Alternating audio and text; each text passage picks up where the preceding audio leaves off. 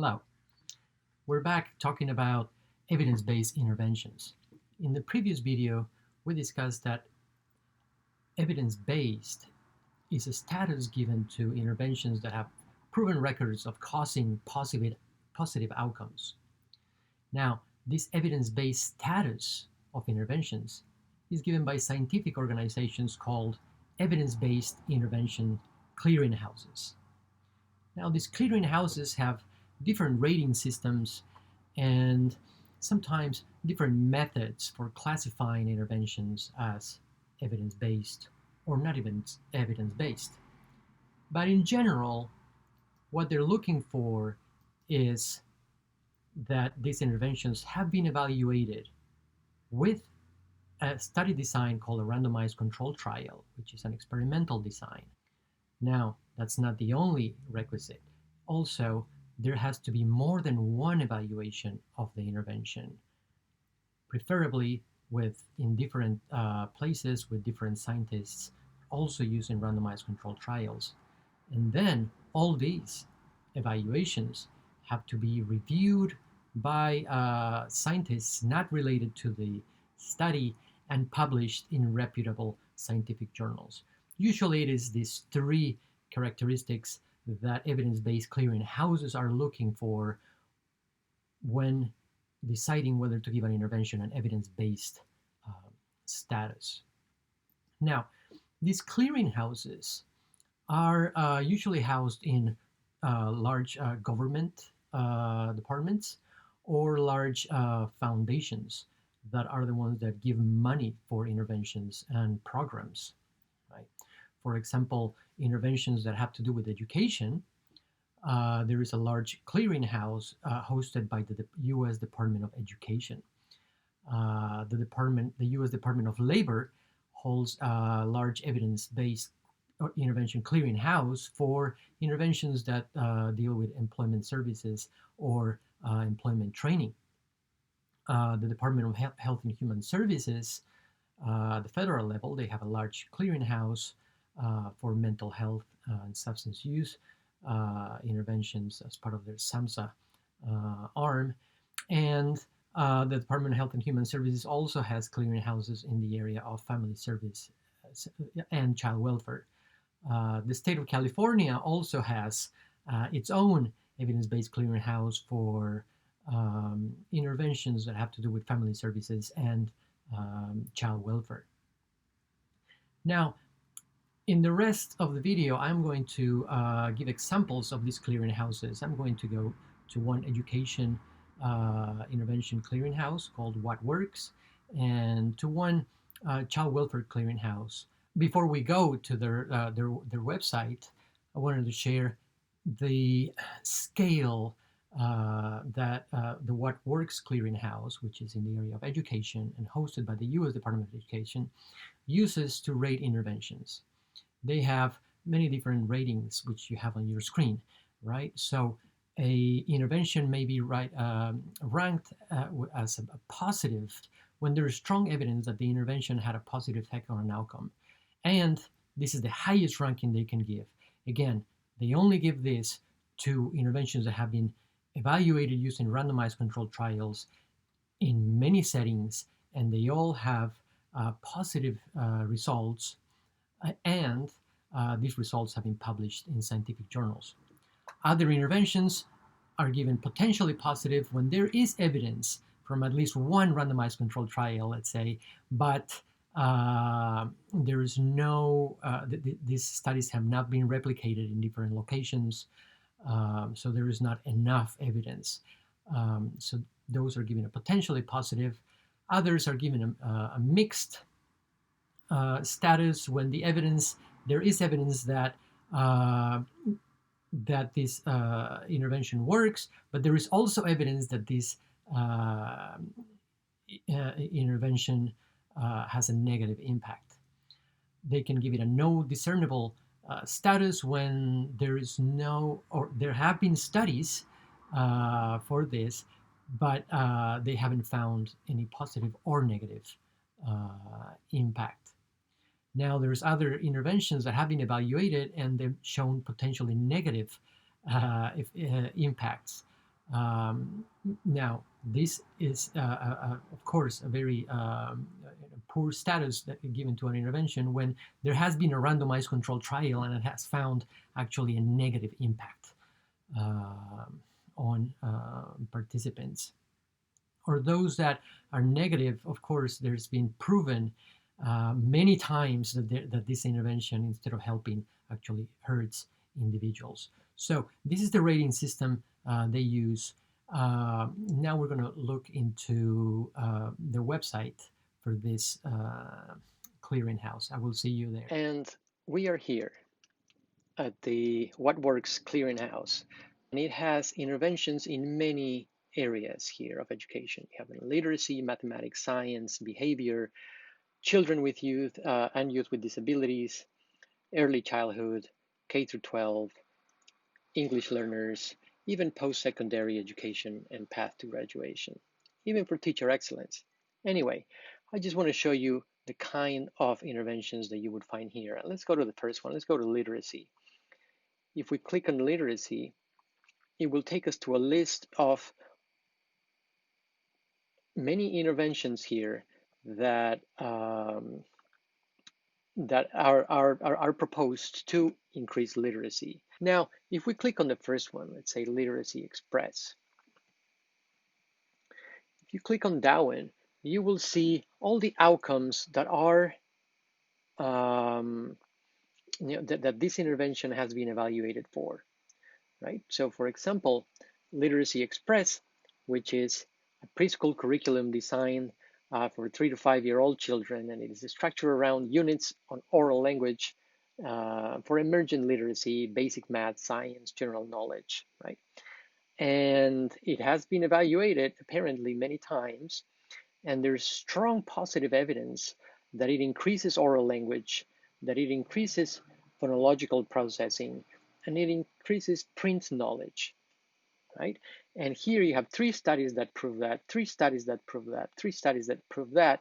Now, in cognition and general mathematics, this intervention has been evaluated by studies, and they have not found any positive effects. Let's see at that one. If you click on that one, it can take you to a summary of that study here.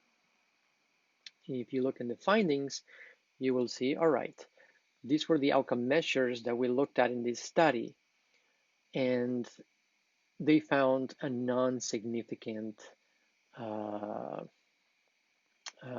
effect. That's why they gave it a 0 here. But in case of oral language, this intervention has a very positive um, evidence supporting it. And it has 3 different studies here, remember? And they all have randomized controlled trial designs. Let's look at that one, for example. This one was a randomized controlled trial that examined 722 students in pre-K. And they found that in the area of phonological processing, they found a statistically significant difference, right, from almost a point higher. In the area of print knowledge outcomes, they found, almost a 4-point difference, and those were statistically significant. But like we, like we saw before, in cognition outcomes, they found actually no significant results. So this is how you would go about exploring different um,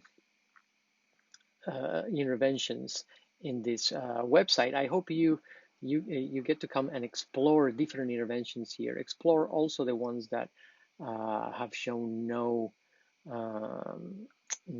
impact, and those, of course, would not be classified as evidence-based. In this clearinghouse, they would consider an evidence-based practice those that have either very positive, strong evidence that it works, or positive evidence that it works.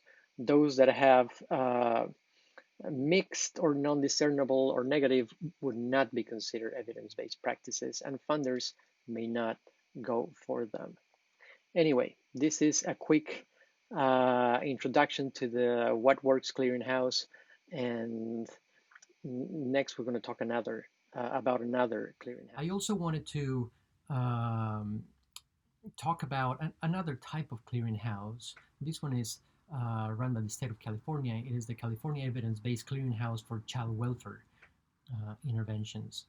And this clearinghouse has a different rating scale than the What Works clearinghouse that we just looked at. In this case, they give interventions, they rate them using a 5-point scale, right? With 1 and 2 being interventions that have shown positive results using randomized controlled trials, um, and there's no evidence that they cause harm. Now, in case of a number 1, there's been many studies that found consistent positive results. In case of a number 2, which is supported by research evidence, there's probably just one study that found this using a randomized controlled trial, and others that didn't use a randomized controlled trial, but they still found positive results, and no studies that found a negative. Now, number 3 is a promising research evidence. In this case, these interventions have studies made about them, but they didn't use a randomized controlled trial design. They used some other design, which is not as strong. So this evidence-based intervention clearinghouse will not give interventions that have not been evaluated using a randomized controlled trial the status of a well-supported or even supported.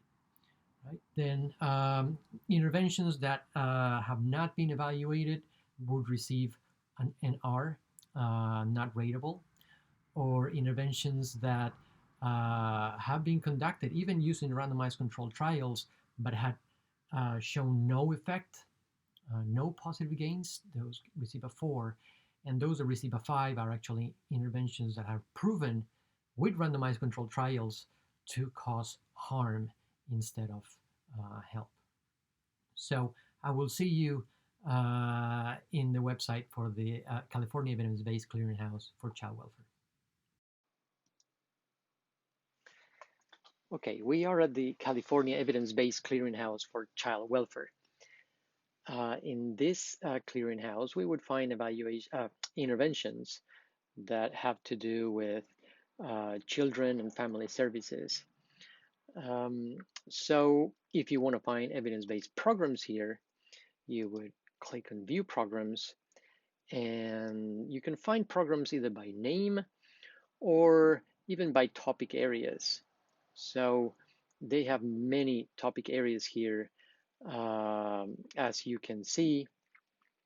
And let's just choose one, maybe this anxiety treatment for children, or interventions that reduce anxiety in children.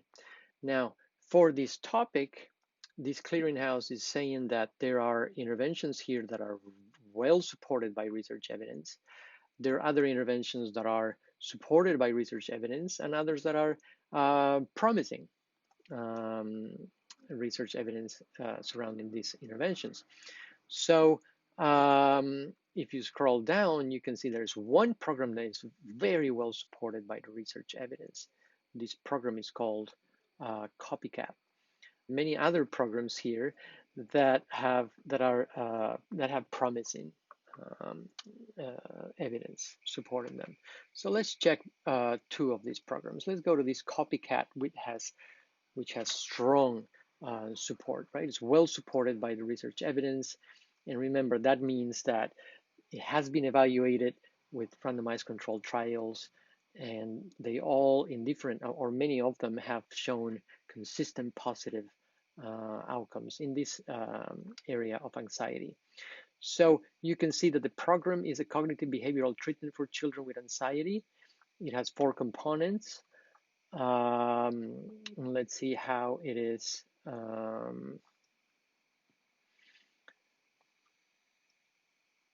It has 4 group sessions.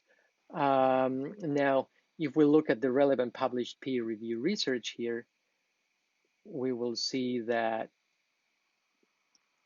this study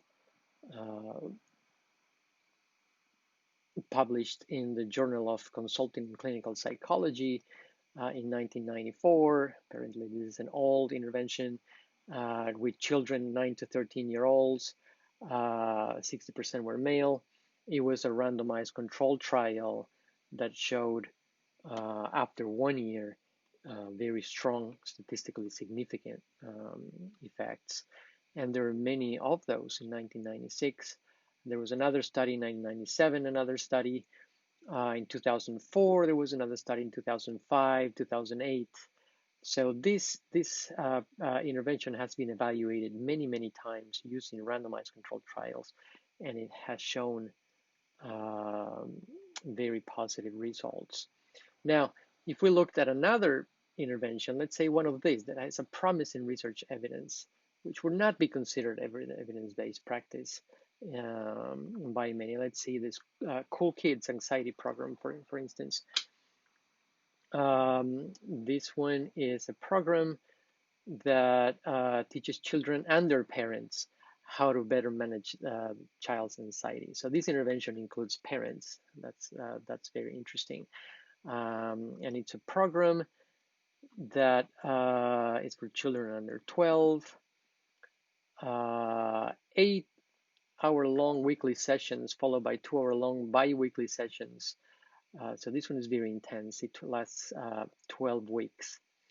Very interesting. So this has been evaluated, let's say, yes, it was evaluated in 2000, but look at this, the type of study. They have a pre-test, post-test control group design. That's pretty close to an experiment, but it didn't have a randomized sample. And for that reason, it's not considered as evidence, as strong evidence anyway. And it did show positive results, but because it wasn't a randomized controlled trial, that evidence didn't count. This other study did use a randomized controlled trial in 2006, and it was published in the Journal of Consultant Clinical Psychology. But then what happened here? Oh, there were no differences between the control and treatment group. And this one did not use a randomized controlled trial, and this one that used a randomized controlled trial did not find any positive effects. So this program, Cool Kids, was evaluated several times, even using randomized controlled trials, but they didn't find any positive impacts. So I hope you go and play with in this clearinghouse. They have hundreds and hundreds of programs. If you see this for in many areas of child welfare, like father involvement, anxiety, even substance use disorders, even Alcoholics Anonymous is here. You can go check that one and see if it has how strong the evidence is around that one. Anyway, this is the California Evidence-Based Clearinghouse for Child Welfare, and I hope you enjoy this, and I will see you on the other side of the video. And we're back from looking at the California Evidence-Based Clearinghouse for Child Welfare Practices. I wanted to conclude this video with two thoughts. One is, what if we cannot find an evidence-based intervention for our program? What if, for our objectives, we cannot find one in a clearinghouse? Or what if we have our own that we've been thinking of developing? Well, that depends. You may be able to still get funding for such an intervention, right? After all, there has to be some space for innovation, and funders are looking for this. They may allow you to create your own intervention, some of them, others may not. And they may allow interventions that have not been classified as evidence-based. But usually, in order to get funded for a new intervention, you need to have a solid program plan. right? You need to have a very clear problem analysis, well-defined goals, very, very strong program theory, and a very detailed evaluation plan. So it is possible to implement interventions that are not evidence classified as evidence-based, but you have to have a very, very good plan to convince funders to actually um, support that kind of intervention. Now, another thought I wanted to share is what happens when you do choose an evidence-based practice, like one from the clearinghouse. Then you are committing to implementing that intervention as it was designed. You don't get to modify it extensively like as you wish. These are interventions that are designed and evaluated, and some of them are very, very specific as to the activities and the curriculum that has to go, has to be implemented, and even the resources that have to be put in place for them to be successful. So many developers, many people who have created these interventions and you say you want to use theirs, they may not allow you to make any changes. Now, they will, some might actually allow you to change. Many are okay with adding some components. Others are very reluctant for you to do that. So there is pros and cons to using evidence-based practices, right? In terms of the pros is that you know this intervention has been implemented before and it's proven to work, but you need to implement it with high fidelity as it was intended. And sometimes you may see that the population you're serving requires some tweaks to that implementation. In some cases, the developers of the intervention may allow for that, in others, they may not. On the other hand, if you go with your own intervention, which is not evidence-based, and you are proposing a new one, you run the risk that funders are not going to go for it, and you may run the risk that it doesn't work, even though it has all the flexibility because you are creating it and it is designed for your specific population. It may not work, and funders may not pay for it. But these are decisions that you will have to make on a case-by-case basis when you are running your own program. Anyway, that's all I have for today, and I'll see you in the next video. Thanks for watching.